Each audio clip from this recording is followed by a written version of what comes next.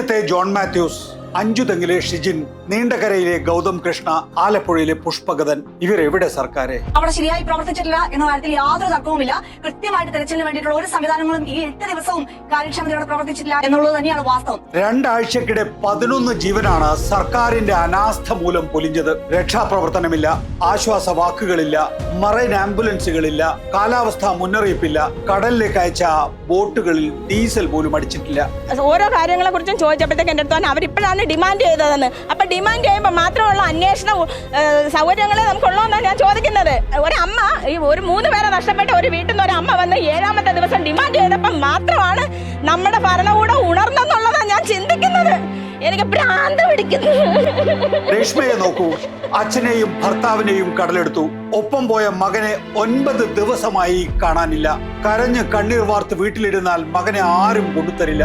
മകനെ കാണാതായ അമ്മയുടെ ഉള്ളിലെ ഇരമ്പം എന്തായിരിക്കും? അച്ഛനും ഭർത്താവും ഉൾപ്പെടെ 3 തലമുറയാണ് കൺമുന്നിൽ നിന്ന് അപ്രത്യക്ഷമായത്. ഷിജിന്റെ ഭാര്യയും കുഞ്ഞുങ്ങളും അമ്മയും മഴ നനഞ്ഞത് ഇനിയുള്ള ഹതഭാഗ്യരെ കൂടി ഓർത്താണ്.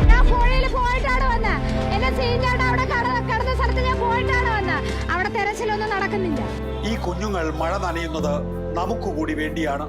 എന്റെ മകനെത്താ ഇവരാരും കണ്ടെത്തിയില്ല.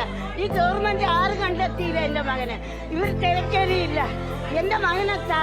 കടലിൽ കാണാതായ മത്സ്യത്തൊഴിലാളികളോട് എന്തേ സർക്കാരെ നിങ്ങൾക്ക് ഇത്ര വെറുപ്പ്? കടലിലൊക്കെ പോയാൽ ചിലപ്പോ കിട്ടാൻ ദിവസങ്ങൾ എടുക്കാറുണ്ട് ചില സന്ദർഭങ്ങളിൽ. ജോണിന്റെ മകൾ ജിജിയും ഒരു പോരാട്ടത്തിലാണ്. രേഷ്മയെ പോലെ, ഷിജിന്റെ ഭാര്യയെ പോലെ അവരെക്കാൾ മുന്നേ സംവിധാനത്തെ ഉണർത്തി. ജിജിക്ക് പകരം കിട്ടിയത് കോൺഗ്രസ് ലീഗ് ഗുണ്ടകളുടെ സൈബർ ആക്രമണമാണ്. മത്സ്യത്തൊഴിലാളികളുടെ ദുരിതം കാണാൻ തീരദേശത്തേക്ക് പോകാനോ? അയ്യേ. അദ്ദേഹത്തിന്റെ പത്രസമ്മേളനത്തിൽ നിന്ന് അദ്ദേഹം പറഞ്ഞത് കടൽ തീരത്തോ അയ്യോ അവിടെയൊക്കെ പോയാലുള്ള അവസ്ഥ അറിയാമല്ലോ. നമുക്കറിയാലോ, തീരപ്രദേശത്ത് പഴയ മുഖ്യമന്ത്രി പോയത് ഓർമ്മയുണ്ടല്ലോ. എന്തവസ്ഥ? വോട്ട് വാങ്ങാൻ വേണ്ടിട്ട് ഇവിടെ വന്നപ്പോഴുള്ള അവസ്ഥ ഉണ്ടായിരുന്നോ സാർ? എന്തായിരുന്നു സാർ അവസ്ഥ? ഒരു കമ്മ്യൂണിറ്റിയാണ് നിങ്ങൾ ആക്ഷേപിച്ചത്. നിങ്ങൾ ഇതിന് മാപ്പ് പറഞ്ഞേ പറ്റും. ദുരിതാശ്വാസ ക്യാമ്പിൽ പോയാൽ മുഖ്യമന്ത്രി ശ്രദ്ധിക്കുന്നത് ആരൊക്കെ 2 എണ്ണം അടിച്ചിട്ടുണ്ടെന്നാണ്. അടിച്ചവരെ കണ്ടാൽ മുഖ്യമന്ത്രിക്ക് ദൂരെ നിന്നേ അറിയാം. തമാശയാണ് മൂഡ്. ബിരിയാണി നിറങ്ങിയതേ ഉള്ളൂ.